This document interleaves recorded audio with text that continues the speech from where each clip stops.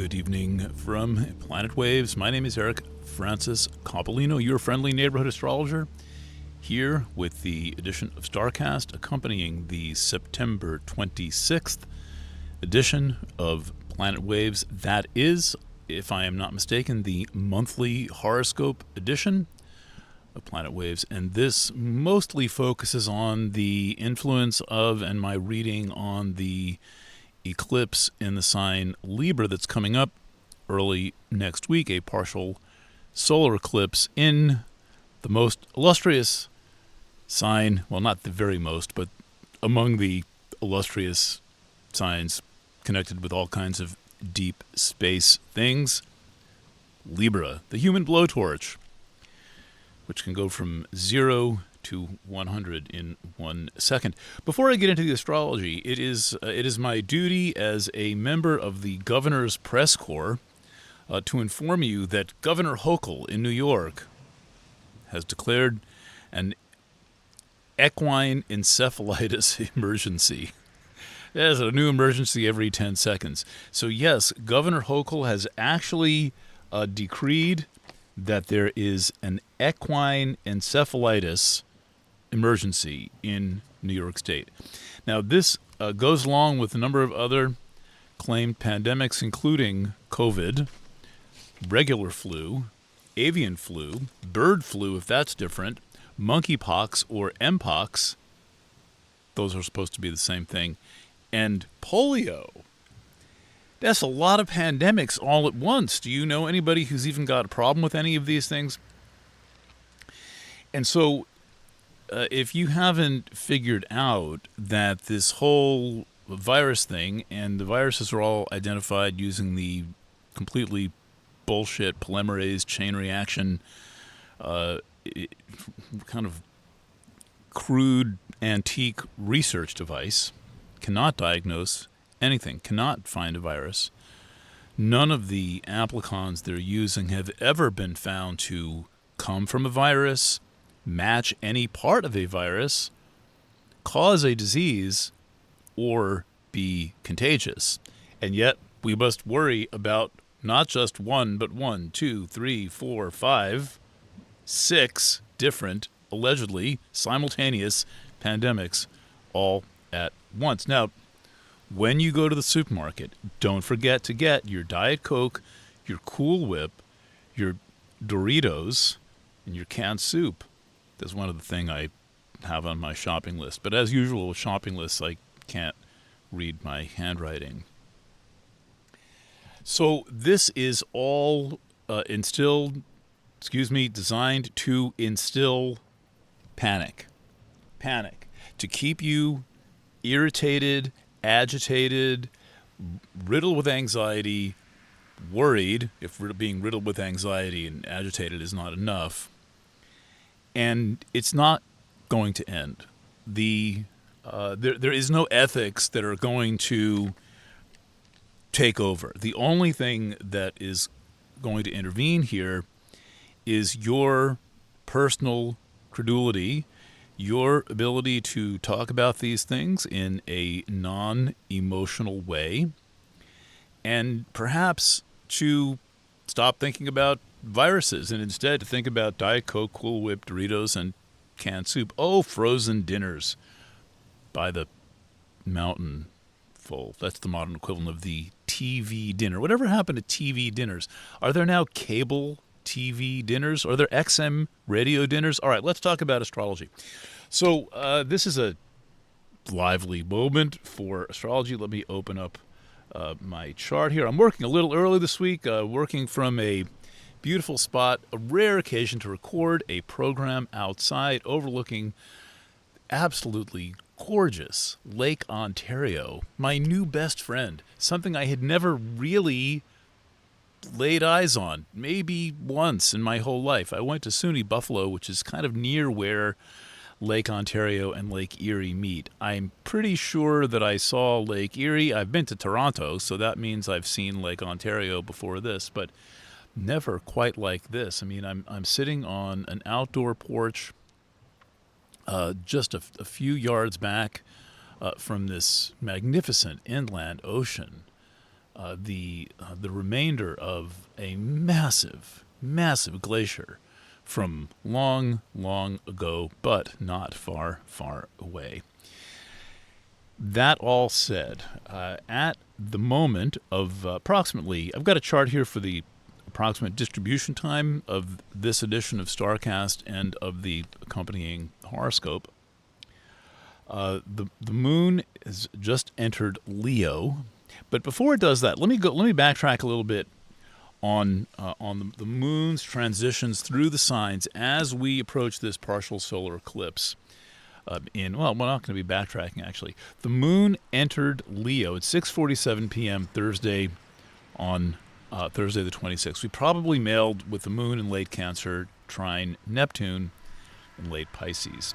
All right, so the moon goes through Leo, and then it arrives in Virgo at 5:21 in the morning. All times are Eastern times in this podcast. If I were going to give all 24 time zones, it would take the entire 23 minutes. 5:21 a.m., Sunday the 29th, the moon enters Virgo again, early Sunday morning Eastern time. Then the moon enters Libra, and the new moon begins at 6:19 p.m. on Tuesday, October 1st. So Tuesday evening, Eastern time, the moon enters Libra. The eclipse happens at 2:49 p.m. Wednesday, the 2nd of October. I have not looked up the path of this eclipse. I will do that before I step up to the mic the next time, which is for Planet Waves FM, the eclipse program. That'll be out kind of fairly soon. Though this is a partial eclipse of the sun, it is if you're right under it, it'll be interesting. I think partial eclipses kind of feel like the sun wearing sunglasses, depending on where you are, and sometimes you can't see them at all, and sometimes they're pretty cool. And so eclipses are a kind of a crease in space and time. The last eclipse that we had was a very memorable, much promoted, like by me and everybody else, a total eclipse of the sun, conjunct Chiron. That was 6 months ago, 5.5 months. Was that a long time or a short time? Does that feel like a long time ago or a short time ago? It's nearly impossible to say right now.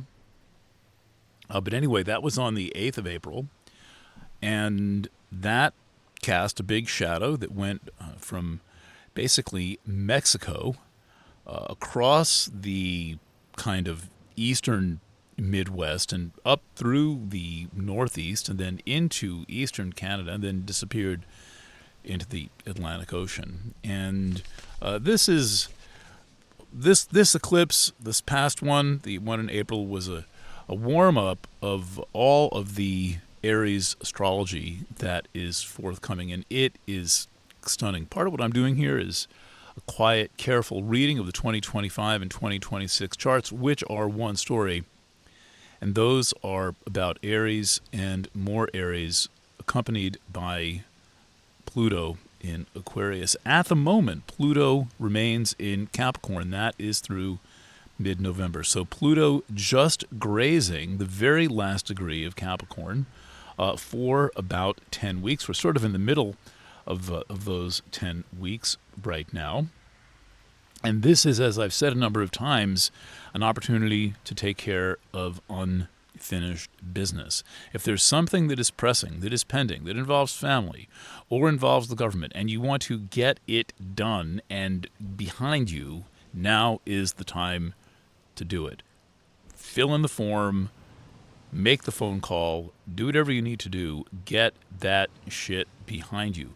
We enter a whole new world when Pluto enters Aquarius to stay. And it does that round about November 15th. I think it's the 15th, maybe it's the 13th. I'm not going to look it up right now. Mid-November. Obviously, I'll be talking about it closer to the time that occurs. So we still have quite a bit of Capricorn action going on, and we're going to have quite a bit of it this weekend because the Sun in Libra and Mercury in Libra, it's got both the Sun and Mercury moving through Libra are going to kind of rub up against or bump into the Hunger Games cluster in early Capricorn. And that's the group that includes, I'm not getting into all the other things, it's a 5-planet grouping, but the two main objects in Capricorn are Pholus, the grape, and Ceres, the grain. Hello, Dan Grimslin, founder of the group, The Grape and the Grain. Great song by them, Anything, Everything. It should be on YouTube.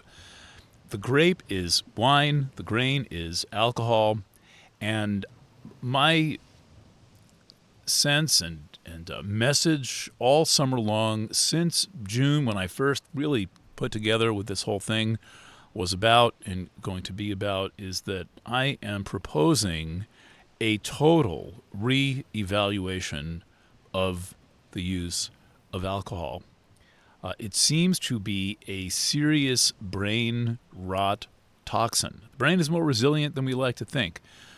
Alcohol is used more casually than we like to think. And one of the problems of the world and one of the circumstances that is resulting in, among other things, this terrible state of emotional insulation that we experience, and also an almost total commitment to not dealing with feelings and with problems that keep cropping up, is this substance that is ubiquitous. It is environmental. It is absolutely everywhere and completely taken for granted, and that is alcohol.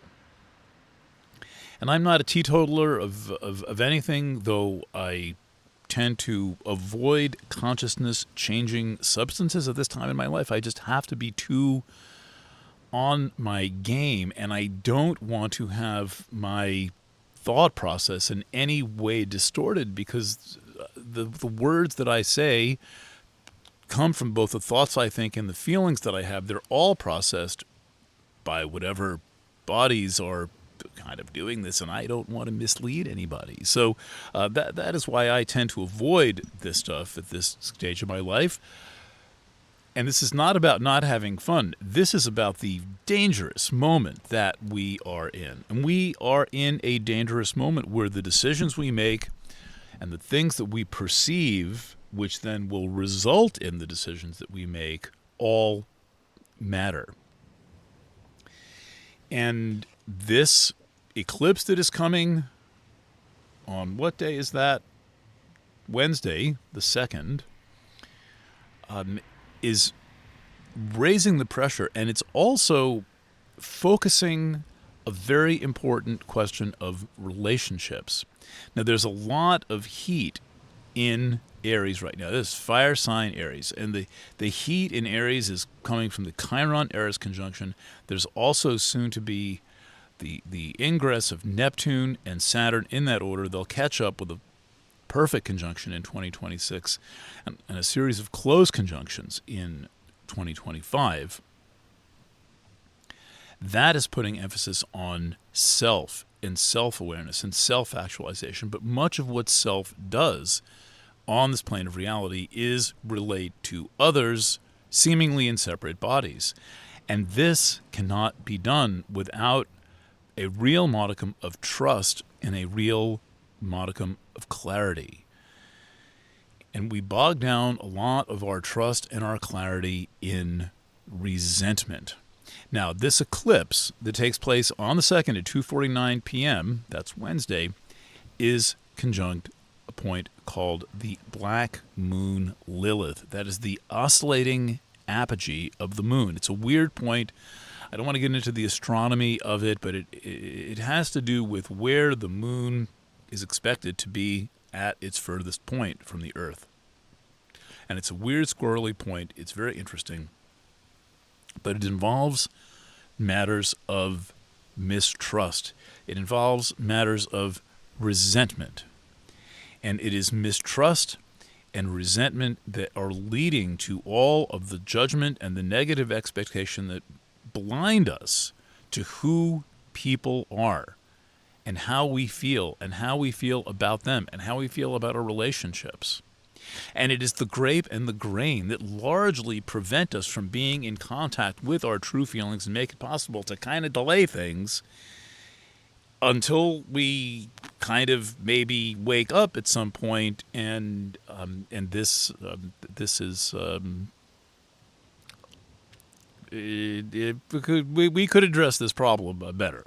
Now, I'm speaking sitting in a nation that fills 6 billion prescriptions a year. 6 billion prescriptions a year for a population of about 300 million. That comes out to 19 prescriptions per year on average filled by every American man, woman, child, infant, and everything. And I have read that about a third of all people don't take any prescriptions. That pushes the average for prescription takers up to approximately 30 prescriptions a year. That's about one trip to the drugstore a week, unless you fill your prescriptions all at once or have Amazon deliver them for you. Good heavens, that's a lot of prescriptions. And we think we've got a problem with COVID, avian flu, bird flu, regular flu, monkeypox, polio, and equine encephalitis, for which you should run out and collect vaccines. And by the way, these 6 billion prescriptions do not include so-called vaccines. By the way, there are actually no vaccines. All right, so when we wonder why we're not feeling good, why we're not feeling fully in the present, why the lives we're living are so overwhelming, it's not just about how busy things are. It has got a lot to do with the digital environment. It has a lot to do with the endocrine pollution that is cutting us off from our feelings, and particularly the helpful polarity between the masculine and the feminine. This is getting blurred. Blurring is not just coming from propaganda, political agendas, and billionaires and transhumanism. The blurring is coming from overexposure to digital, to endocrine disruptors, I dare say to prescriptions. Well, let me be the next person to remind you, we have a fairly short time on Earth. If you live to 50, if you live to 90, that is a short time on Earth in the time span of this planet and the time span of history. People live like they reincarnate thousands and thousands of times. This is proof of reincarnation. People live like they have an infinite number of lifetimes to live. I think that is the most compelling proof of reincarnation, is people act like, meh, whatever I do doesn't really matter that much. Who really cares? I don't care. Do you care? Let's not care together. No, wait, this is Planet Waves. Let's care together. All right, so this eclipse square, the grape and the grain, 90 degrees to the grape and the grain, that contains all manner of family issues, in early Capricorn, with Pholus, 3 generations, with Ceres, relationships between mothers and daughters as related to food and influenced by alcohol, and, by the way, as mass-produced, plus a diversity of other points, which are serving as a kind of attractor. Cupido is the attractor. That's a hypothetical planet. I keep mentioning that, but I'm getting tired of delineating planets over and over again. But Ixion's an important one. When you, in the grape and the grain conjunction, this group, which is taking a bump from the eclipse in Libra, right? The eclipse is going to ping the grape and the grain. It's going to activate it, as Barbara Hanclough would say. There is contained in that the idea that there is no such thing as right and wrong. It is a very convenient idea that leads to all kinds of problems. In the end, not very convenient. All right, what else in this eclipse? Let's see what's going on here. I've got my chart from back in the day when I wrote this column. Taking a few weeks off from writing horoscopes. I'll be back to it soon, starting in 2020 with 2025. A couple of left for 2024, then going right into the January 25 column. All right, this thing is also square Saturn. And Saturn, meaning a bump from the eclipse to Saturn. Saturn is conjunct Sirius, Sirius. Sirius? Yeah, that's Sirius, the dog star, and Kronos. So this is one of those hypotheticals. So here's something worth a couple of minutes. Mars is about action. Mars in Cancer is about action that is taken based on an emotional motivation. The thing with emotional motivations is that they cycle like the moon. And so what was an emotional motivation one day might not be so emotionally motivating the next day, but you are still invested in the decision that you made yesterday. Oops, what do we do about this? So both Sirius, a fixed star, I don't usually use fixed stars, but I've gotten into Sirius lately, Sirius AB, the dog star, one of the two most famous stars in esoteric astrology by Alice Bailey, the other being Alcyon in the Pleiades. Action, this aspect is saying to me, Mars conjunct Kronos, conjunct Sirius, is all about the consequences of action and the blowback from what I will reluctantly, not want to sound like a Boy Scout leader, call irresponsible action. Action that does not really contain sufficient ability to respond to that action, that it is irresponsible. So this is saying slow down your process of making decisions. Slow down your process of making choices. You have more time. Now, different people have different kinds of inner authorities who, if they tune into them, would have them make choices in different ways than their outer authorities would have them make the choices. And the outer authorities could be anything from your girlfriend or your boyfriend or an ad on the internet saying that you need to get this drug, or really anything outside of your sphere of consciousness. And the bottom line is that your choices must, to be effective, to lead to your fulfillment of your purpose, must come from your inner authority. So it would seem that it would make perfect sense that we invest time, thought, energy, whatever else we may have, devotion, a few other bits and bobs, to cultivating awareness of our inner authority and how our inner authority works, and looking at the decisions that you've made in your life that worked, that served you, that had lasting positive influence. You made some of those. What were they? Go back to way back when. All right, that is my message for you at this time, in this place. I will be back in the weekend with the now twice monthly new moon, full moon, Planet Waves FM. I'm also distributing a special, or will have distributed, maybe sometime Thursday. I'm waiting for the right chart to send that introduction out to the power couple, Roman and Bodana, who talk a lot about electricity. So look for that. That'll go out to all the lists, Planet Waves FM and the Planet Waves astrology list. I'm going to sample a bit of that program per Plan A. Just a little bit of that program will go on the new Planet Waves FM. Maybe not. I'm still experimenting with the format of that. It is the third program in the new series, this new moon, full moon version of Planet Waves FM. It's the less political version of Planet Waves FM. The technology and science and politics shows will continue. They will more be on Substack. That's the planetwaves.org, planetwaves.org Substack. The Planet Waves astrology Substack is planetwaves.eu. For those of you not listening there, listening on the far-flung remote channels, on scattered mysterious podcasting channels I've never heard of, where you may be hearing my voice, and or YouTube, and or BitChute, and or Odyssey. God, it's complicated. Elijah Tuttle, I love you. Thank you for making all that happen. By the way, while I've got your attention, the Planet Waves annual edition for 2025 is in process and in progress. That is The Awakening, your 2025 written and audio readings.